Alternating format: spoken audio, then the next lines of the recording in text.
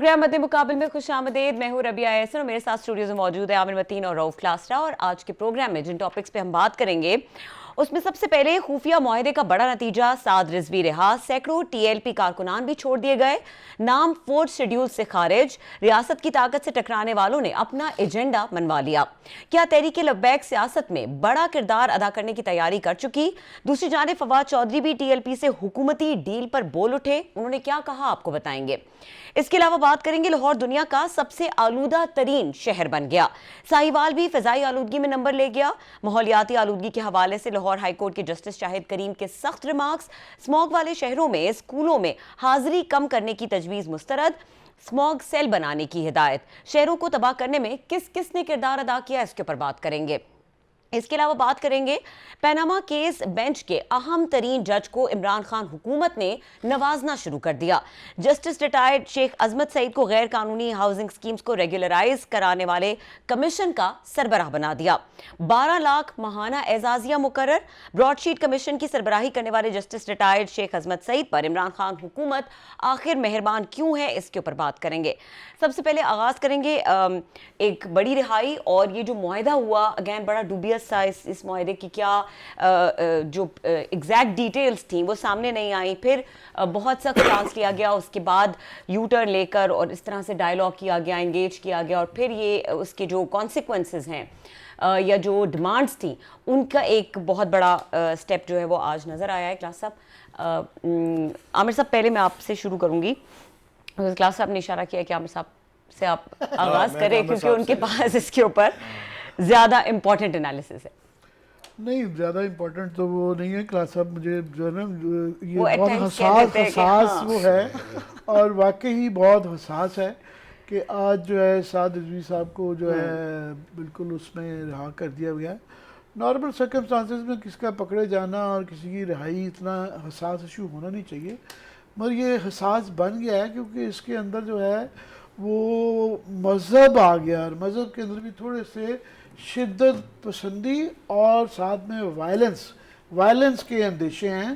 क्योंकि जिस तरीके से ये पिछले दिनों ये सारा वाक़या हुआ कि पुलिस वाले हमारे इतने लोग शहीद हुए, अमलाक जलाई गई, उनकी गाड़ियाँ छीन ली गई और पुलिस वालों को जिस तरीके से मारा पीटा गया, ज़ख्मी किया गया और फिर उनसे कलमे पढ़ाए गए जिस तरह के वो कफ़ार हैं कोई, और जिस तरीके से हिंदुस्तान में हम तनकीद करते रहते हैं कि आरएसएस वाले वो जो है जय श्री राम के नारे लगवाते हैं मुसलमानों से, बिल्कुल वो उसी की एक सिमिलैरिटी नज़र आई। और फिर उसके बाद से हुकूमत ने बताया कि उनके साथ एक मुआहिदा है और ये हमें नज़र आया कि पहले उनके कलम ख़त्म कराने के लिए उनका स्टेटस जो है उसके लिए गवर्नमेंट ने इकदाम किए और आज उस मुआहिदे की जो गवर्नमेंट ने डिक्लेयर करना था रिहाई उनकी हो गई। और मुआहिदा पहली तो बात है कि वो सामने नहीं आया, हमें नहीं पता कि और उसकी क्या शक्तियाँ और क्या क्या कबूल किया गया है। दूसरा ये है कि उस जिस तरीके से रिहाई के बाद आज साद रिजवी साहब का हम तो फुटेज क्योंकि पहले ही गवर्नमेंट ने मना किया हुआ था, कैमरा के भी नोटिस था कि भी इनका दिखाना नहीं है, अब पता नहीं उनका क्या स्टेटस है। जब उनको रिहाई भी दे दी है, कल अदब भी दे दी है, मगर हम एहतियात कर रहे हैं वो नहीं दिखा रहे। बट जो दिखाए गए हैं उसके विजुअल्स के वो हीरोज़ वेलकम कि जिस तरीके से उनको वेलकम दिया जा रहा है, फूल निछावर किए जा रहे हैं और वो जो सारा सिम्बलिज्म है वो कोई नॉर्मल सियासत वाला नहीं है। वो जिसे कहते हैं ना कल्ट वर्शिप, वो एक किस्म का लगता है कि जिस तरह अल्ताफ़ हुसैन साहब का इसी तरह ही आपने देखा था कि वो समा बांध देते थे और उसके बाद वो बिल्कुल जिस तरह नाज़ी जर्मनी की तरह हाथ ऊपर करवाते थे, नीचे करवा देते हैं। जब सियासी नारों से हटके, अवामी इशू से हटके एक किसी भी शख्स के मतलब वो शख्सी सियासत हो जाती है और उसके अंदर कल्ट के अनासर नज़र आएँ तो फिर एक डर लगता है और एक बाजी राब है। और ख़ास तौर पे जब के पुलिस के शहदा का और अवाम के साथ जो इतनी मुश्किलात होती रही, मारपीट होती रही है, उसके बाद किसी को इस तरीके से रिहा कर देना और फिर ये दिखाना कि वो रहा नहीं गए, उनकी एक हीरोज़ वेलशिप चल रही है और उसके अंदर आपकी गवर्नमेंट और आपकी रियासत जो है उसको सरनगू किया जाए, उसको नीचे दिखाया जाए और उनको दिखाया जाए कि कामयाब और विक्टोरियस पार्टी जो है ना वो ये लोग हैं। تو اس سے بڑا سمبل آتا ہے. اور دوسری اس میں تکلیف دہ بات یہ آج ہوئی کہ فواد چودھری صاحب کی ہم بڑی تعریف کرتے ہیں کہ وہ اس گورنمنٹ کے اندر ان کے بڑے کنفیوژن ہیں اور وہ ہمیشہ ایک دلیر بات کرتے تھے. تو آج جب ان جیسا شخص جو کہ ان چیزوں میں ان کا ایک ماضی رہا ہوا ہے کہ پاکستان کے اندر صحیح کو صحیح کہنے میں وہ کالنگ انگریزی میں کہتے ہیں نا اسپیڈ اسپیڈ، ان کا ایک نام تھا. جب ان جیسا شخص آج یہ کہہ رہا ہو، اقرار کر رہا ہو کہ جی ہاں ہماری ریاست پیچھے ہٹ گئی، ریاست پیچھے ہٹ گئی. ریاست جب پیچھے ہٹ بھی رہی ہوتی ہے، ریاست جب بھاگ بھی رہی ہوتی ہے، ہزاروں لاکھوں دنیا کی تاریخ بھری ہوئی ہے کہ وہ ہزاروں لاکھوں لوگ بھی مر جاتے ہیں، ریاست یہ کبھی نہیں کہتی. اور ریاست کے نمائندہ گورنمنٹ ہوتی ہے. گورنمنٹ آف دا ڈے یہ کبھی نہیں کہتی کہ ہم پیچھے ہٹ گئے. ہم نے یہ 48 میں نہیں کہا، 65 میں نہیں کہا، 71 میں نہیں کہا. ہم نے یہ 80,000 لوگ مارے گئے تو ہم نے لوگوں کو، ریاست کے اوپر آپ کا انسانوں کا فیتھ ہوتا ہے اور ان کی آئینی ذمہ داری ہے. وہ ریاست کبھی نہیں یہ دکھاتی کہ جناب یہ جملہ جو ہے، میرا خیال ہے اس کی بہت سرزنش ہونی چاہیے. اس سے آپ کا ریاست کے اوپر، گورنمنٹ کے اوپر اعتقاد نہیں آتا. گورنمنٹیں چلتی ہیں، ملک چلتے ہیں، ریاستیں چلتی ہیں اس اعتماد پہ کہ یہ جو ریاست ہے، یہ جو جھنڈا ہے، یہ جو ہمیں نمائندگی کر رہا ہے، یہ ہمیں حفاظت کرے گا ہماری. اور یہ ریاست کے جو پلرز ہوتے ہیں جیسا کہ سیکورٹی ایجنسیاں، جیسا کہ پولیس جو ہے، یہ اس کو سمبلائز کر رہی ہوتی ہیں. جب ریاست کی نمائندگان یہ کہیں کہ ریاست پیچھے ہٹ گئی تو اس سے ایک بہت زیادہ ڈر لگ جاتا ہے. اور یہ ہم نے ماضی میں اس طرح کے بہت زیادہ اس طرح کے پالے گئے. اور ساتھ میں یہ بتایا جائے کہ جناب نہیں ہم ان سے ڈر گئے ہیں، اور گورنمنٹ یہ نہ صرف یہ کہہ رہی ہے کہ وہ پیچھے بھی ہٹ گئی، ساتھ میں کہ جی ہم ان کو مین سٹریمنگ کر رہے ہیں اور ان کے ساتھ الحاق بھی شاید الیکٹورل ہو سکتا ہے کہ اپنے پولیٹیکل بینیفٹس کے لیے موجودہ شارٹ ٹرم کے اندر، اور نظر آئے کہ یہ سارا گھٹنے ٹیکنے کا جو سلسلہ ہے تو پھر اندیشے ہو جاتے ہیں کہ یہ نظر آ رہا ہے. ماضی میں تو ہوتا رہا نا کہ اس طرح کے فتنے ہوئے اور وہ بڑھتے بڑھتے بہت بڑی فتنے بن گئے. یہ تو ہماری آنکھوں کے سامنے ہو رہا ہے کہ ہم نے دیکھا ہے اور یہ فتنہ بازی پچھلے دنوں دیکھی ہے. اور اس کے بعد وہ ایک اسٹرینتھ کے طور پہ ان کو نہ صرف کہ چھوڑا جا رہا ہے، ان کو یہ اجازت بھی دی جا رہی ہے کہ جناب آپ بانگ دہل یہ والا کلٹ کریٹ کریں. ان کے ورکر کو یہ میسج چلا گیا ہے کہ یہی طریقہ ہے ریاست کو اور گورنمنٹ کو دبانے کا کہ پولیس کی گاڑیاں چھینو، ان کو مارو اور اسی طریقے سے 5-10 ہزار لوگ سڑکوں پہ لاؤ اور ان کے پولیس والوں کو گولیاں مارو اور اس کے بعد آپ پھر وکٹر بھی آپ کہلائیں. تو یہ میں تو بہت ڈر گیا ہوں. میرے اس سے زیادہ میں نہیں احتیاط سے ابھی بھی گفتگو کر رہا ہوں، مگر میرا خیال عام آدمی بھی بہت ڈر گیا ہوگا آج کے بعد. اچھا کلاس صاحب، کنفیوژن اس میں شروع سے ان کی ہینڈلنگ میں نظر آیا جس طرح سے اس کو ہینڈل کیا گیا، اور جب فواد چودھری صاحب یہ کہہ رہے ہیں کہ ریاست ڈر گئی ہے تو یہ جو کنفیوژن ابھی بھی لائے کر رہا ہے کہیں پر، یہ جو پیج 1 نہیں ہے، اس چیز کو ایڈریس ہونے کی ضرورت نہیں ہے؟ کیونکہ جب اس طرح سے ہاتھ کھڑے کر دیے جائیں کہ ہمارے پاس کوئی سلوشن نہیں ہے ایسے جتھوں کا، تو پھر یہ موبس تو ٹیک اوور کر لیں گے، کبھی بھی ڈرا سکتے ہیں کسی چیز ایک عامر صاحب نے تو خیر یہ فواد پہ ڈفرینٹ ٹیک ہے، میرا تھوڑا سا ڈفرینٹ ٹیک ہے. اچھا، فواد کو میں، عامر نے تو ان پہ تنقید کی ہے، ان کا پوائنٹ آف ویو ہے، فیئر انف، ہم ان کی تعریف بھی کرتے رہتے ہیں فواد کی.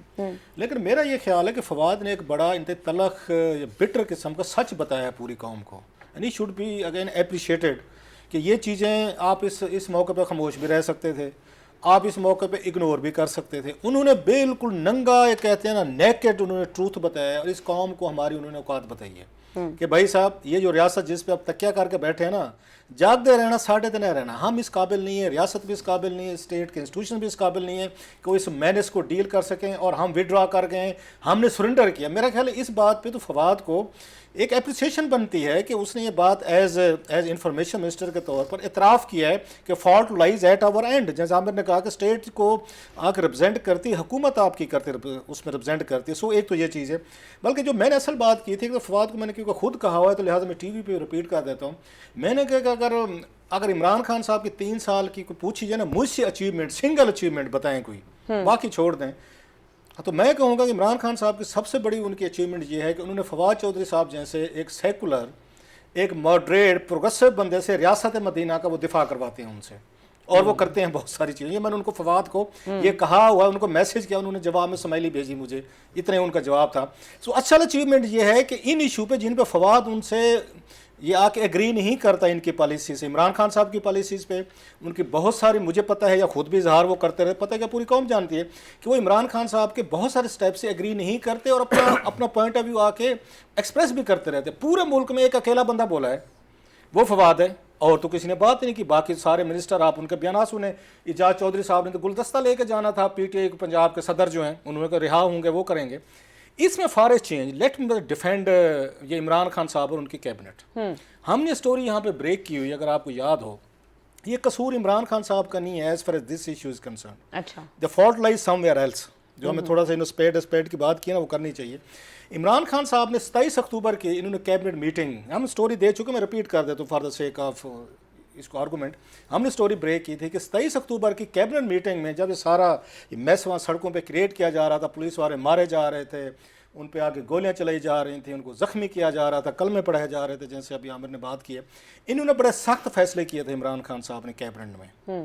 انہوں نے یہاں تک کہا تھا کہ یہ جو ہے یہ ٹی ایل پی ہے, یہ افغانستان کی طرز پہ ایک وار لارڈز بن گئے ہیں, یہ ٹیررسٹ گروپس ہیں, یہ آ کے یہاں پہ ایک انریسٹ چاہتے ہیں, یہ خانہ جنگی چاہتے ہیں, ہم اسٹیٹ کے اندر اسٹیٹ نہیں بننے دیں گے, and again we will crush them. یہ باقاعدہ کیبنٹ میں عمران خان صاحب نے بڑا سخت انہوں نے سٹانس لیا اس پہ.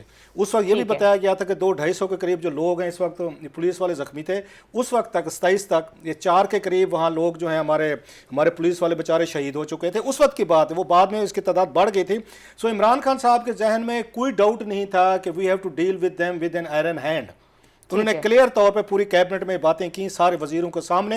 سو the message was loud and clear کہ ہم ٹالریٹ نہیں کریں گے. جو بات یہ کہہ رہے ہیں کہ ریاست نہیں جھکے گی ان لوگوں کے سامنے کہ ہر دفعہ 5-6 ہزار بندہ آ جاتا ہے, بلکہ انہوں نے عمران خان صاحب نے کیبنٹ میں یہ بھی کہا تھا کہ یہاں پہ 6ٹھی دفعہ یہ لوگ سڑک پہ آ رہے ہیں اور مذہب کے نام پر آ کے یہ کرتے ہیں, اس پہ آ کے سیاست کرتے ہیں, ان کو ڈیل کرنا مشکل ہو جاتا ہے. اب کی دفعہ نہیں کریں گے. اب ہوا کیا, 2-4 چیزیں ہیں.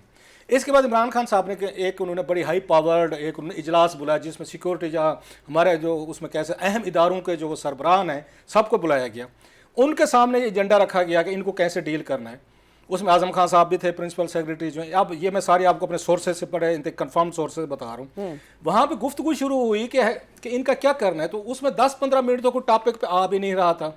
اچھا, کہ ان کا کرنا کیا ہے, ان کو ڈیل کیسے کرنا ہے, ہینڈل کیسے کرنا ہے. پھر اعظم خان صاحب نے آخر انیشیٹو لیا. انہوں نے کہا سر ایکسیلنسیز, ہم یہاں پہ بیٹھے ہوئے ہیں کسی ٹاپک پہ کسی ایجنڈے کے لیے, تو کیا کرنا ہے. میری اطلاع یہ ہے, جس کے بعد عمران خان صاحب خاموش ہو گئے اور جس کے بعد ریاست وہ گئی پیچھے گئی ہے, جو سیکورٹی کے ادارے تھے, سربراہان تھے بڑے, جن کا کام تھا, جنہوں نے پرائم منسٹر کو سپورٹ دینی تھی after this cabinet decision, they backed out. انہوں نے کہا جی ہماری طرف سے ہمارے جو ہیں وہ لوگ جو ہیں وہ گولی نہیں چلائیں گے, ہم اسٹیٹ فائر نہیں کریں گے. پھر اس پہ ڈسکشن ہونے لگی کہ اسٹیٹ فائر نہیں کریں گے تو پھر کیا کریں گے. تو کسی نے کہا چلیں ٹانگوں پہ چلا دیں, ٹانگوں پہ گولیاں کر لیں. انہوں نے کہا اب یہ بھی ٹھیک نہیں ہوگا, پولیس کو آپ آگے رکھیں, پیچھے سے ہم رینجرز کو سپورٹ دے دیں گے, رینجر کھڑی ہو جائے گی, لیکن پہلے پولیس آپ کی ہینڈل کرے گی, یہ چیزیں کروں. سو وہاں پہ ہماری اسٹیبلشمنٹ کے ہیں یا ہمارے سیکورٹی کے جو بڑے ادارے ہیں, بڑے بڑے جو ہیں, انہوں نے عمران خان صاحب کی اس پرپوزل سے فیصلے سے اتفاق نہیں کیا کہ ہمیں یہاں پہ پاور یوز کرنی ہے, ہم نے ان کو کرش کرنا ہے یا ہم نے آگے ساری چیزیں کرنی. سو اس کے بعد انہوں نے تمام معاملات آپ نے دیکھے ہوں کہ انہوں نے ہاتھ میں لیے. کچھ ملاقاتیں آپ کو پنڈی میں نظر آئی تھیں. اس کے بعد کوئی صحافیوں کو یہاں پہ اس میں جب بلایا گیا تھا, یہ اس میں آئی ایس سی ہیڈ کوارٹر میں جنرل فیض صاحب نے بریف کیا. انہوں نے معاہدے کیے, انہوں نے سیکرٹ رکھے. کوئی حکومت پاکستان کا, عمران خان صاحب ہوں, کمپنی ہوں, کسی کا کوئی رول اس میں نہیں رکھا گیا. سب کچھ یہ جو میرا بھی کہہ رہے تھے کہ سیکرٹ ڈیل ہیں, یہ ساری کی ساری وہاں پہ انہوں نے خود کی ہیں. اور پلس جو اہم چیز انہوں نے بات کی, مین اسٹریمنگ, کہ ان کو مین اسٹریم پالیٹکس میں لائے. یہ آئیڈیا بھی عمران خان صاحب کا نہیں تھا. یہ بالکل میں آپ کو بہت سارے صحافیوں کو پنڈی بلا کے بریفنگ دی گئی, یہ صحافیوں کو وہاں پہ ان کے سامنے یہ آئیڈیا رکھا گیا کہ ہمارے لوگ ہیں, ان کو ہم نے مین اسٹریم پالیٹکس میں لے کر آنا ہے, انہی کو ہم نے وہاں پہ ان کو آبزارو کرنا ہے, اور یہ پالیٹکس بھی کر سکتے ہیں, سیاست بھی کر سکتے ہیں, ساری چیزیں کر سکتے ہیں. ہاں اس کے بدلے انہوں نے 2-4 چیزیں منوا لی ان سے کہ جناب کہ آپ وہ کریں, ایک اس پہ ویلنس نہیں کریں گے, سڑکیں بلاک نہیں کریں گے, آپ اس پہ آ کے اس میں اگر یہ جو حضور پاک صلی اللہ علیہ وسلم کا نام کو لے کے پالیٹکس نہیں کریں گے. یہ 3-4 چیزیں ان سے منوائیں گے. لاسٹلی یہ ہے کہ یہ سعد رضوی صاحب ہیں, اگر آپ کو یاد ہو خاتون حسین یہ رضوی صاحب کی ان کی رحلت کے بعد ان کو تو انٹرنل رفٹ پیدا ہو گئی تھی, آپس میں ان کے مسئلے کھڑے ہو گئے تھے کہ کون جانشین بنے گا. اس بیچارے کو سعد رضوی تو نوجوان بچہ ہے, اس کو تو کچھ زیادہ جانتے نہیں علامہ بھی نہیں ہے, تھے, ان کو کلاؤڈ بھی نہیں تھا. اور بڑی انٹرسٹنگلی آپ نے پہلے بھی یہ بتایا تھا کہ ان کو گرفتار کرنا ہی ان کو بیسکلی اس لیڈرشپ کی طرف میں یہ سمجھتا ہوں معذرت کے ساتھ کہ جن اداروں نے ان کو گرفتار کروایا, ان کو جیل میں رکھا بغیر کسی کو مین وجہ, آپ کے لیے کوئی تھریٹ نہیں تھا. مطلب سعد رضوی صاحب کیا کہہ رہے تھے آپ کو, کچھ بھی نہیں کہہ رہے تھے, کوئی انہوں نے اتنے بڑے کوئی اس میں چیزیں نہیں کی. آپ نے جان بوجھ کے ان کو قید کروایا, جیلوں میں رکھوایا, ان کا پروفائل بنوایا, ان کو پھر ان کے سپورٹر ہیں ان کو ساتھ لے کے ایک بگ آپ نے شخصیت پیدا کی. یہ پہلی دفعہ نہیں ہو رہا تھا, کالٹ جو پیدا کرتے ہیں. سو وہ پاور جو چاہتی تھیں کہ نہیں ہمارے اندر مذہب کا استعمال بھی رہے, یہاں جماعت اسلامی اب اس کے بعد ڈاؤن ہو گئی ہے, مولانا فضل الرحمان ہمارے کسی کام کے نہیں رہے, تو ایک اور پارٹی ایسی مذہبی طور پر ہونی چاہیے جب ہم جس کو چاہیں ہم سڑکوں پہ لے آئیں, حکومت کے خلاف استعمال کر لیں, ان کو بارگیننگ چپ کے طور پر ہم یوز کر لیں. سو یہ ان لوگوں کو تھوڑا سا آ کے ذمہ داری لینی چاہیے کہ جنہوں نے سعد رضوی صاحب کو جیل میں بھجا کے, باقی اب آپ کو کسی کا نام کا نہیں پتہ جو اس وقت جانشین بننا چاہتے تھے. سو یہ پورا پلاننگ کے تحت کرا کے سعد رضوی صاحب کو لیڈر بنا کے جیل میں سے آج نکال کے 2 وکٹری کے نشان دیتے ہوئے وہ ان کو باہر لے آئے ہیں. سو لہٰذا یہ جو فالٹ ہے یہ ہمارے پولیٹیشنز کی بھی ناکامی ہے ڈیفینیٹلی, کہ آپ لوگوں کی گورننس اتنی بہتر نہیں تھی کہ عام بیچارہ غریب آدمی, جتنے لوگ ان کے سڑکوں پہ آئے ہوئے تھے, یہ بریلوی اسکول آف تھاٹ جو ہے موسٹلی بیچارے آپ ان کو ہیوز ناٹ میں سے غریب لوگ ہیں جن کو زندگی میں آپ نے سوشل اکنامک آپ نے ان کو آ کے ان کا بھلا نہیں کیا, اچھی ایجوکیشن نہیں دی, اچھی کوالٹی آف لائف نہیں دی, اچھے اداروں میں سکولوں میں نہیں پڑھے. لہٰذا آپ نے ریاست نے اگر ان کو اگنور کیا ہے, چیزیں کی ہیں, تو کچھ گروپس آ کے اگر ان کو استعمال کر رہے ہیں تو پھر تو رونا نہیں بنتا ہمارا. سو یہ چیز عمران خان صاحب اس پہ ڈٹرمنٹ تھے, جو عامر صاحب نے بھی بات کی, he was ready to go after them. لیکن جو پاورفل لوگ تھے کچھ, انہوں نے کہا نہیں جناب یہ ہمارے اپنے لوگ ہیں, ان پہ نہ گولی چلے گی, نہ گرفتاریاں ہوں گی, نہ ان کو ہم کچھ کہیں گے, ہم خود ان کو ہینڈل بھی کر لیں گے, ڈیل بھی کر لیں گے, مین اسٹریمنگ بھی کر لیں گے. اور سعد رضوی صاحب کی شکل میں اگر ان کے ہاں کوئی لڑائیاں چل بھی رہی تھیں آپس کی کوئی وہاں پہ, تو انہوں نے کہا ہم آپ کو بڑا لیڈر بنا کے باہر بھی لے آئیں گے, اگلا الیکشن لڑوائیں گے اور 20 25 30 سیٹیں بھی دلوائیں گے. نئی حکومت جو آئے گی اس وقت جیسے MQM اور باقی دیگر پلیئرز آتے ہیں نا ڈیل کرنے کے لیے, اب کی دفعہ میرا خیال ہے TLP جو ہے نا وہ اسی ہی تناظر میں اس کو لے کر آ رہے ہیں اسٹیٹ کے لیے ایک مستقل. پنجاب کی بات مگر ود ریلیجس ٹنچ, بس یہ وہی والا سر ہے. سو عمران خان صاحب اس معاملے میں میرا سپورٹ واز ناٹ انف, اور اس کا اظہار آج کیا بھی ہے فواد چودھری نے. اور بریک کا وقت ہو رہا ہے, بریک کے بعد بات کریں گے لاہور کی, اس کو آلودہ ترین شہر کہہ دیا گیا ہے, ساہیوال بھی اس لسٹ میں شامل ہے, اور اسموگ سے نمٹنے کے لیے کس طرح کی حکمت عملی اپنائی جا رہی ہے. بریک کے بعد ڈسکس کریں گے, ہمارے ساتھ رہیے.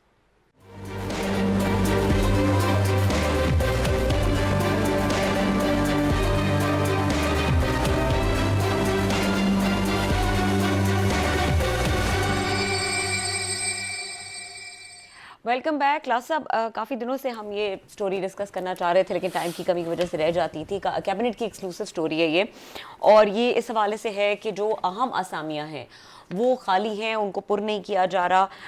اب یہ بیوروکریسی رکاوٹ بن رہی ہے, کون سا پروسیس ہے جو رکاوٹ بن رہا ہے, ان لائک دی کلیمز جو ٹال کلیمز تھے کہ اداروں کو فعال بنانا ہے اور میرٹ پر لوگوں کو لے کر آنا ہے. کیبنٹ کی سٹوریز ہم کئی دنوں سے کرنا چاہ رہے تھے لیکن کیا کریں, پولیٹیکل سچویشن ایسی ہوتی ہے. ایکسکلوسیو سٹوریز ابھی بھی ہوتی ہیں, آپ کو پتہ ہے ہم نے تو 4 5 6 سٹوریز تیار رہتی ہے ہمارے پاس. اس کو بھی ہم میرے تیسری دفعہ آج اس کو لے کر آ رہے ہیں, ہمیں ڈیفر کرنی پڑی ہے. 2 4 چیزیں بڑی اہم ہیں اس میں, جو مجھے دیکھ کر پوری یہ کیبنٹ سے جو میں نے کچھ چیزیں دیکھی ہیں, جو دکھ بھی ہوتا ہے افسوس بھی ہوتا ہے کہ یہاں پہ بڑے بڑے دعوے کیے جاتے رہے ہیں کہ آپ ان کو نہیں چلا سکتے فیڈرل حکومت کو جب تک آپ کے جو ذیلی ادارے ہیں نا ان کے سربراہ نہ ہوں. ایک یہاں ٹیکنیک نکالی گئی تھی کہ یہ آپ نا ان کے مستقل CEO MDs نہ لگائیں, چیئرمین نہ لگائیں. ایک یہاں سیکریٹریز بیٹھے ہوتے ہیں, ایڈیشنل چارج دے دیں, جوائنٹ سیکریٹری کو اس کا ہیڈ بنا دیں. یہ پھر اس میں ایک تو ان کو گاڑیاں ملنا شروع ہو جاتی ہیں, ہر منسٹری کو گاڑیاں لے لیں, پھر الاؤنسز لے لیں, پھر پاکس پرویجز لے لیں. سو یہ جو بیوروکریسی بیٹھی ہوتی ہے سینئر, یہ کبھی بھی نہیں لگنے دیتی کہ آپ یہاں پہ مستقل پرماننٹ بنیادوں پہ CEOs لگائیں. یہ پیپلز پارٹی دور میں اسی طرح رہا ہے, یہاں پہ جب نواز شریف صاحب دور تھا ان کے دور میں یہ کچھ ہوتا رہا ہے, کیونکہ ایڈہاک پہ جس کو چارج دیا ہوتا ہے وہ بندے مارنے پہ تل جاتا ہے کہ میرے پاس مطلب اس کا اگر گریڈ ہے وہ 20ویں گریڈ میں بیٹھا ہے, اس کو 22ویں والے گریڈ کی اس کو اگر مل گئی ہیں پاورز مل گئی ہیں, وہ تو بندے مارنے پہ تل جائے گا کہ جو کام کروانے مجھ سے کرا جو میں بیٹھا رہوں. کیونکہ بیوروکریسی نے ایڈورٹائزمنٹ کرنی ہوتی ہے, انٹرویوز کرنے ہوتے ہیں, سب کچھ کرنا ہوتا ہے, لہٰذا یہ ڈیلینگ اس میں ٹیکٹس استعمال کرتے ہیں. مزے کی چیز ہے اس میں 2 3 چیزیں بڑی اہم ہیں جو کیبنٹ کے سامنے آئی ہیں کہ یہاں پہ یہ سائنس منسٹری کتنی اہم منسٹری ہے آپ کی. اس کے موسٹ آف محکمے جو ہیں بغیر سربراہوں کے چل رہے ہیں, بغیر کسی اس کے 5-6 پوسٹ, جی 5-6 پوسٹیں جو ہیں بغیر اس کے چل رہے ہیں. اور ایک تو ایسا بھی محکمہ تھا جس کو انہوں نے 3 دفعہ 3 فیصلے کیے ہیں کہ ہم نے اس پہ یہ بندہ لگانا ہے, کب لگانا ہے. ایک دفعہ انٹرویو ہوگا, پھر کینسل ہوا, پھر کر کے انہوں نے دوسری دفعہ کیا, تیسری دفعہ کیا, 3 دفعہ جو ہے نا انہوں نے وہاں پہ ان کو نہیں کیا. اچھا, بہت سارے محکمے ایسے ہیں اس میں کہ جن کی تنخواہیں اتنی کم ہیں کہ پرائیویٹ سیکٹر سے کوئی بندہ جانے کو تیار ہی نہیں ہے. ویسے فائنانس منسٹری اینڈ کمپنی ہر وقت ہیں, وہ ان کے پیکیجز ریوائز کرنے کو تیار نہیں کہ قابل بندہ مارکیٹ سے لے کر جائیں گے, وہ تو 2-2.5 لاکھ روپے میں کام نہیں کرے گا. اچھا, سائنس سے ریلیٹڈ سبجیکٹ ہیں, ایشوز ہیں, اس کے لیے ٹیکنیکل پڑھا لکھا ہی بندہ کوئی آ سکتا ہے نا, کوئی کامنا تو نہیں آ سکتا جس کے پاس اسلامیات, اردو یا پاکستان مطالعے کی تاریخ ہو تو وہ جا کے اس کو سنبھال لے, وہ چیزیں ہیں. سو اس میں اس میں ایک اور چیز جس نے مجھے زیادہ وہ کیا ہے, Pakistan agriculture research council PARC, یہ بڑا اہم آپ کا ہے جس میں ریسرچ ہونی ہے, جس میں بہت بڑا ادارہ ہے. ان کی جناب 3 مہینے سے ان کا چیئرمین ہی نہیں ہے. اور یہ ذہن میں رکھیے گا کہ پاکستان نے اس سال اکیلے $10 بلین کی ہم نے امپورٹ کی ہیں. ہم نے گندم کی ہے, ہم نے اس وقت کاٹن کی ہے, چینی کی ہے, دالیں کی ہیں, $10 بلین کی. یہ ایگریکلچر ملک ہے. ذرا ان کی ترجیحات دیکھیں اور ان کی پرائرٹیز دیکھتے رہیں. اس میں ان کا چیئرمین ہی نہیں ہے, اور پتہ یہ چلا اکتوبر سے اس کی میعاد جو ہے نا وہ ختم ہو چکی ہے. بہت سارے لوگ کہیں گے کہ یار ابھی 2-3 مہینے تو ہوئے ہیں. سوال یہ, جب آپ کو پتہ ہے کہ ان کی بھی اب آ کے مدت ملازمت ختم ہونے والی ہے 2-3 مہینے بعد, تو آپ اس وقت پروسیس کیوں نہیں شروع کرتے؟ سو موسٹلی اگر آپ اس میں سے جائیں, کہیں پہ بھی آپ کو نظر نہیں آئے گا کہ بیوروکریسی تعاون کو لیے تیار ہے. مجھے یاد ہے کہ یسرا گیلانی صاحب کے دور میں کمیشن بنایا گیا تھا کہ یہ جو ہے نا انٹرویوز کریں گے اور پوسٹ وغیرہ کو بیٹھ کر یہ کریں گے. وہ کمیشن اپنی موت آپ مر گیا. نواز شریف صاحب ہے, انہوں نے کہا جی ہم ٹرانسپیرنٹ کریں گے. انہوں نے عبدالرؤف یہ چودھری صاحب تھے, یہ اس کے یہ اس میں فیڈرل سیکریٹری رہے عبدالرؤف چودھری, ویری مطلب ایماندار, ویری آنیسٹ, اپرائٹ آفیسر. چند جو مطلب اپرائٹ آفیسر عبدالرؤف چودھری صاحب اس میں تھے, وہ اس کے ٹیکس امبوڈسمین بھی لگے ہوئے تھے. ان کو انہوں نے چیئرمین لگا دیا تھا کہ آپ بیٹھ کے یہ سارے محکمے دیکھیں کہاں کہاں پہ خالی ہیں اور ان کے انٹرویوز کر کے ان کو پوسٹ کریں.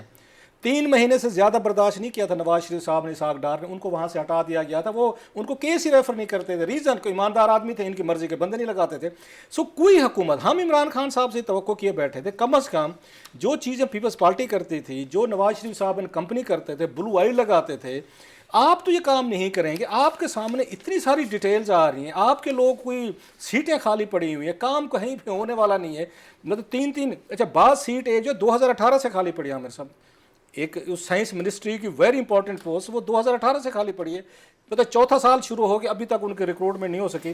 سو یہ ہیں جناب عامر صاحب ان کے حالات. اچھا عامر صاحب, صرف بیوروکریسی ہے یا پروسیس بھی اتنا عجیب و غریب سا ہے اور اتنا لینتھی ہے کہ کنسنسس بھی نہیں ہو پاتا ہے؟ اس کے بار ہمارے ہاں یہ الفاظ یہ بدنام ہو گئے ہیں کہ مافیا کاٹے, جس کے پیچھے پورا ایک اشرافیہ کا ملا جلا ایک طبقہ ہوتا ہے, جس کے پاکستان جیسے ملکوں کو یہ نچوڑا کیسے جاتا ہے. نچوڑا اس طریقے سے جاتا ہے کہ یہ پاکستان کا سب سے بڑا خرچہ جو جا رہا ہے, اور ہر بندہ یہ یوں کر کے پاکستان کی بیلنس شیٹ دے, تو یہ جو پبلک انٹرپرائزز ہیں, پبلک سیکٹر انٹرپرائزز جو ہیں, PSCs جن کو کہا جاتا ہے, یہ پہلے ان کا 500 ارب روپے سالانہ خسارہ ہے. اب یہ بڑھ کے شاید میرا خیال 500 سے بھی جو ہے نا ٹریلین کے قریب شاید پہنچ گیا ہوا ہے سالانہ, جو کہ یہ ایک خرچہ ہے. اور PTI کا بہت بڑا کلیم تھا کہ جناب ہم آتے سارے 3-4 مہینے کے اندر جو ہے نا ہم ان کو بیچیں گے نہیں, ان کے جو نہیں چل رہے ہیں وہ بیچیں گے, کچھ کو ریسٹرکچرنگ کریں گے, فلانے کو بہتر طریقے سے رن کریں گے. ہوا کیا, 3 سال گزرنے کے بعد کچھ بھی نہیں ہوا. وہاں ایگزیکٹلی جو کراس صاحب ابھی کہہ رہے ہیں کہ ہاں ابھی پرائم منسٹر کو ضرور آئی ہے اور سنا ہے کہ سب سے پہلے ایجنڈے کے اندر یہی والا ہوتا ہے کہ اس کے اوپر پروگریس کیا ہے, پر وہ پہلے کرائسس کریٹ کرتے ہیں, پھر جلدی میں ڈال کے نا کہ پرائم منسٹر نے کہا جلدی کرو, تو اپنے بندے ایڈجسٹ کرنے شروع کر دیتے ہیں اور وہ اور نظام خراب ہو جاتا ہے. تو یہ ایک پورا کا پورا اس کے پیچھے کے میتھڈ بیہائنڈ دس میڈنس جو ہے نا, ڈیلیبریٹ میڈنس ہے یہ. اس کے ذریعے ہی وہ ادارے چلائے جاتے ہیں, اس کے ذریعے ہی سارا پیسہ بنایا جاتا ہے. پہلے وہ چیئرمین اور ان کے ہیڈز جو ہیں وہ یا تو رکھے نہیں جاتے اپنی مرضی کے, یا اپنی مرضی کے رکھے جاتے ہیں. نیچے جو بورڈز ہیں وہ بھی اپنی مرضی کے ہوتے ہیں. اور یہ 500 سے لے کے 1 ٹریلین کے قریب جو ہے نا یہ چل رہا ہے, کئی سالوں سے چل رہا ہے سلسلہ. ابھی بھی 3 سال گزر گئے ہیں.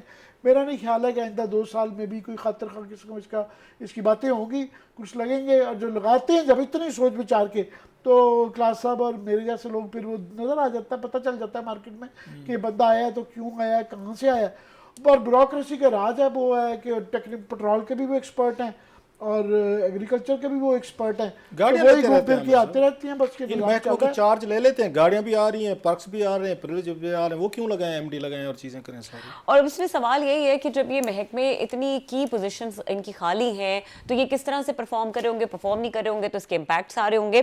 اب اس کوئی ایجنڈے میں شامل کیا جاتا ہے کیبنٹ کے سیشنز میں, لیکن ابھی تک کوئی خاطر خواہ اس پہ ایکشنز نظر نہیں آ رہے. اسموگ ایک بہت زیادہ امپورٹنٹ ایشو ہے جس کے اوپر ہم بات کرنا چاہ رہے ہیں. بریک کے بعد اس کے اوپر ڈسکشن کرتے ہیں, ہمارے ساتھ رہیے.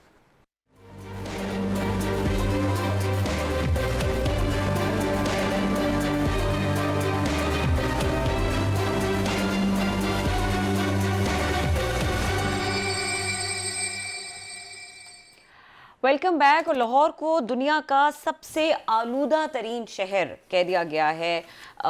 ساہیوال کی اگر بات کریں تو وہ بھی اس انڈیکس میں جو ہے اس فہرست میں کافی اوپر ہے, اور اسموک کے معاملات لاہور میں بہت زیادہ تشویشناک ہیں. عامر صاحب بھئی اور کسی چیز میں بازی اگر ہم نمبر 1 پہ نہیں آ سکے تو کم از کم اس کے اندر اسموک کے اندر اور پولوشن میں جو ہے نا ہم نمبر 1 آ گئے ہیں.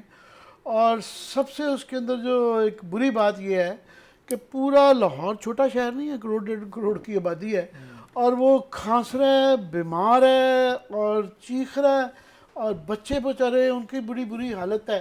مگر ہماری گورنمنٹ ڈینائل پہ, انہوں نے ایک ترجمان رکھا ہے, اس نے کہا جی یہ سارے جو ہے نا آپ غلط باتیں کر رہے ہیں, یہ جو ہمارے خلاف پروپیگنڈا ہو رہا ہے. اچھا, بجائے اس کے کہ اب جا کے انہوں نے کوئی ایمرجنسی بزدار صاحب نے بنایا ہے کہ جی ایک کوئی اتھارٹی بنائی ہے اور وہ چھاپے مارے گی, یہی ساری یہ ابھی تو نہیں, 2-3 سال سے ہر سال یہی ہو رہا ہے اور پوری دنیا اس وقت اس کے ارد گرد کر رہی ہے. مگر اب جا کے ابھی بھی ڈینائل آ رہا ہے. ابھی یہ میں خبر دیکھ رہا تھا کہ یہ سمیرہ ریاض نے عرب نیوز میں کی ہے, وہ کہہ رہی ہیں کہ 8 جو نا ایئر کوالٹی مانیٹرنگ یونٹس جو ہوتے ہیں جو کہ میجر کرتے ہیں, 8 میں سے 5 جو ہے نا پنجاب کے اندر وہ کام ہی نہیں کر رہے. تو جب وہ کام ہی نہیں کر رہے تو لہذا کوئی ریٹنگ نہیں آ رہی ہے, پتہ ہی نہیں ہے. اور جب باہر کی دنیا کے ایئر کوالٹی انڈیکس جو ہے وہ پوری دنیا میں دیکھا جاتا ہے, وہ پوری دنیا کی میجرنگ بھی بتاتے ہیں کہ نمبر 1 پہ دلی اور لاہور کا مقابلہ رہتا ہے. کبھی ہم چلے جاتے ہیں, کبھی دلی میں واپس آ جاتے ہیں. ابھی بھی وہ ڈینائل میں ہیں, مان نہیں رہے ہیں.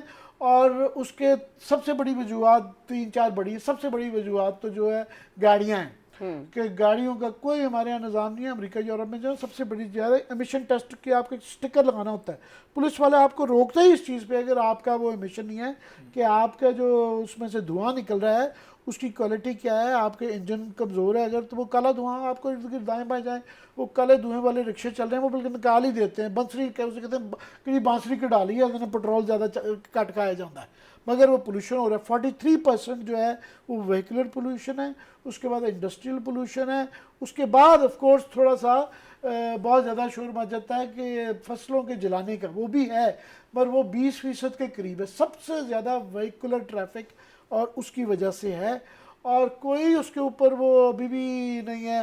دلی نے بڑا کر کے 2-4 سال میں تھوڑا سا ہو نہیں رہا ان سے, اور کوشش کی ہے کہ وہ کیا کرتے ہیں کہ جناب آرڈر ایون نمبر کی گاڑیاں 2, 4, 6 جن کے گاڑیوں کے نمبر ہیں وہ ایک دن وہ چلیں گی اور ایک دن 1, 3, 5 والی گاڑیاں چلیں گی. تو آدھی ہو جاتی ہے, اور جس دن وہ آدھی ٹریفک ہوتی ہے اور باقی بند کر دیتے ہیں تو فرق یوں کر کے نیچے آ جاتا ہے. تو یہاں پہ وہ ابھی بھی ڈینائل چل رہا ہے, اور وہ جس طریقے سے یہ وبا پھیل رہی ہے اور اس سے بیماریاں پھیل رہی ہیں وہ برداشت کیے جا رہے ہیں, اور الحمدللہ کئی سالوں سے سلسلہ جاری ہے. اچھا کلاس صاحب, کیا ہر چیز کا حل یہی ہے کہ بس گھر بیٹھ جائیں اور سکولز بند کر دیں, جو آن لائن کلاسز ہیں اس کے اوپر شفٹ کر دیں, اسی طرح ورک فرام ہوم کر دیں, 50% اٹینڈنس کر دیں؟ مطلب یہ بھی تو طریقہ ٹھیک نہیں ہے. میں ابھی سمیرہ ریاض جو ہیں بڑی اچھی سٹوریز کرتی ہیں, جو کہ حالانکہ یوزلی طور پر ہمارا میڈیا ان چیزوں کو ایشوز کو دیکھتا نہیں ہے. She has been doing very good stories Arab news کے لیے. میں ابھی کیا تھا, ہمارے دوست ہیں خاور گمن صاحب, ان کے والد صاحب کی ڈیتھ ہوئی تھی, تو میں یہ سنبڑیال کے قریب ان کا گاؤں ہے, وہاں پہ اس کا نام ماجرا کلاں. واپسی پہ آ رہے تھے ان جنازہ پڑھ کے, تو وہاں سے یہ سیالکوٹ لاہور موٹر وے ہے تو اس پہ تھے, اور بھی دوست, ارشد شریف تھا, خاور اس کے ساتھ یہ عدیل تھے, یہ عدیل راجہ وغیرہ دوسرے بھی تھے. یقین کریں کہ ہم چلے ہیں وہاں سے سیالکوٹ سے لاہور تک, دونوں سائڈ سے کھیت جل رہے تھے, दोनों साइड से। मुझे अगर पता होता ना तो मैं उसकी शायद वीडियो बना लेता, वीडियो भी मिल जाएगी। दोस्त एक हमारा बैठा था गाड़ी में, वो बना रहा था कि मुसलसल सियालकोट लाहौर छोड़ दें कि दूर दराज इलाकों में क्या हो रहा है या नहीं हो रहा, सियालकोट और यहाँ पे लाहौर मोटरवे पे दोनों साइड्स पे दो काम हो रहे थे। या वहाँ पे हाउसिंग सोसाइटीज़ बन रही थी एग्रीकल्चर ज़मीनों पे, वो जहाँ पे रुक रही थी वहीं से आग लगाई जा रही थी फसलों का। मेरे बस में अगर होता, आपको पता हम आइडियलिस्ट लोग हैं, बात करने में क्या है, तो डिप्टी कमिश्नर और डीपीओ वो जो है आपके सियालकोट के या जिनके एरियाज लाहौर में लगते, इन पे पर्चे होने चाहिए थे। इंसान मर रहे हैं इससे, स्मॉग से। आप लोग दफ्तरों में बैठे हुए हैं, आप कंफर्टेबल जोन में बैठे हुए हैं, आप वहाँ पे कुछ नहीं करते, अपनी टीमें नहीं भेजते, थोड़ा सा और कुछ नहीं करें, अपनी गाड़ी निकालें, मोटरवे है, कुछ ज़्यादा दूर भी नहीं है, आप जाएं और उसके बाद चेक करें, किसानों को ज़रा समझाएं, नहीं समझते तो उन पर पर्चे दें कि उनकी वजह से पूरा शहर लाहौर अफेक्ट हो रहा है, आपका पूरा पंजाब आपका अफेक्ट हो रहा है। और ये साहिवाल, लाहौर से कसूर, लाहौर से गुजरांवाला, लाहौर से सियालकोट, ये सारी सड़कें ऐसे ही। सर मोटरवे के ऊपर जब हम वापस आ रहे थे लाहौर इस्लामाबाद पे, मोटरवे के ऊपर वहाँ पे बहुत बड़ी तादाद में आग लगाई हुई थी। पूरा मोटरवे का आपका जो एरिया है वो सारे का सारा धुआं हुआ था। और याद रखें, इतनी नलायक हम लोग हैं और हमारी नलायकी की हद देखें। फिर कहते हैं गोरे जो है ना हम पे 150 साल रूल करके गए, और गोरों ने रूल बनाया था कि यहाँ पे ये जो इंडियंस हैं इंक्लूडिंग अस, इनको कोई बड़े ओहदे ना दें। ये ना सिर्फ नलायक हैं बल्कि काबिल भरोसा भी नहीं है। ये लॉर्ड उनका कह के गया था, इनको ना दें, ये हिंदुस्तान को ये तबाह करके रख देंगे। इन लोगों को अगर आपको याद हो, कुछ साल पहले गवर्नर खालिद मकबूल साहब थे जनरल, उनकी बहन की हुई थी वहाँ पे, ये उसमें डेथ हुई थी, 7-8 लोग उसमें बेचारे उस पर रोड पे मारे गए थे कि गाड़ियाँ इसकी धुआं की वजह से, इन्होंने खेतों में आग लगाई हुई थी, उसका धुआं आया मोटरवे पे, गाड़ियों एक दूसरे से उन्होंने आके कोलाइड किया, 7-8 लोग मारे गए थे। ये 10-12 साल पहले की बात बता रहा हूँ। 10-12 साल बाद भी मोटरवे पे आग लगी हुई है। आज भी धुएं से आप वहाँ ट्रैवल नहीं कर सकते किसी वक्त। उसके बाद भी कई दफ़ा वहाँ पे हादसे हो चुके हैं, लेकिन दाद देना मोटरवे पुलिस कुछ कर सकी है ना। ये जो इजला के डीपीओ और इनके डीसीओ बैठे ना ये कुछ करते हैं, ना महकमा ज़राअत कुछ कर रहा है। इनके लिए फ्री फराल है। एक दफ़ा चेंज के लिए आपके जिन जिन एरियाज़ में आग लग रही है, वहाँ खेतों को लग रही है, मोटरवे के एरियाज़ में लग रही है, ज़रा डीसीओ पे, डिप्टी कमिश्नर पे और डीपीओ पे, इन पे ज़रा दें पर्चे कि आप लोग जाके क्यों स्मॉग के लिए जिन खेतों में आग लगी हुई, आप उन पे किसानों पे पर्चे क्यों नहीं दे रहे। इंसानी ये जानें ज़ाय हुई हैं। मैं बता रहा हूँ मोटरवे पे, मैं अभी देख के आ रहा हूँ, ये मैं आपको इसकी बात, इतवार की बात बता रहा हूँ मैं, इतवार सोमवार की। अगर आप लोग वहाँ पे उनको रोक ही नहीं सके आपकी, और फिर ये कहते हैं, तर्जमान कहते हैं हम प्रोपेगेट करें। मैं खुद देख के आया हूँ मैं। आप लोग उसमें चले जाएंगे, स्टेट ऑफ डिनाइल में चले जाएंगे, हमें बदनाम करने की साजिश है। अगर आप मानेंगे नहीं, अगर मानते ही नहीं, पंजाब हुकूमत जो उनका तर्जमान इसको एक्सेप्ट ही नहीं करते कि इशू है, तो उसको रिड्रेस कैसे करेंगे? पंजाब गवर्नमेंट को बदनाम करने की साजिश है। वो ये दुनिया भर में इंडेक्स है और इस इंडेक्स से ये 400-500 पे पहुंचता है। शहर बंद कर दिए जाते हैं, इमरजेंसी डिक्लेयर कर दी जाती है, हर चीज बंद कर दी जाती है। बात बताऊं, मैं इनके दुखी दिल से कह रहा हूँ। मैं अभी जो होके आया हूँ सेंट्रल पंजाब से, वो खावर घुमन के उनके वालिद साहब के, उस इतने गंदे रोड्स, इतनी टूटी फूटी सड़कें। मैं समझता था हमारे सराइकी इलाकों में बड़ी वहाँ पे वो है, मतलब पसमानदगी है, जहालत है, या वहाँ पे रोड ठीक नहीं है, सफाइयाँ नहीं है, गंद है। मैं तो देख के मेरे दिल से निकल गया कि शायद सेंट्रल पंजाब बड़ी तरक्की कर गई है। जितनी गंदी सड़कें मैंने देखी हैं, टूटी फूटी सड़कें देखी हैं, गंदे गाँव देखे हैं, पोल्यूशन देखी है, आग देखी है, फसलें जलती देखी हैं, हाउसिंग सोसाइटीज़ का माफिया देखा है। उसके बाद मेरे दिल से वो निकल गई है कि सेंट्रल पंजाब तरक्की कर गई है। हम लोग जो है गंद में रहने के आदी हो चुके हैं। यहाँ हमारे लोगों को ना कोई दिलचस्पी है, ना ब्यूरोक्रेसी को दिलचस्पी है कि इस मुल्क के एनवायरनमेंट को क्लीन रखना है आपने। और बुनियादी तौर पे ये भी इंपॉर्टेंट है कि जो रेकरिंग इश्यूज हैं, डेंगू है, स्मॉग है, ये जब हो जाते हैं, फैल जाते हैं, उस वक्त क्यों इसके लिए सेल्स बनाए जाते हैं, पहले क्यों नहीं इसका तदारुक किया जाता। प्रोग्राम देखने के लिए शुक्रिया, इजाजत दीजिए, अल्लाह हाफिज।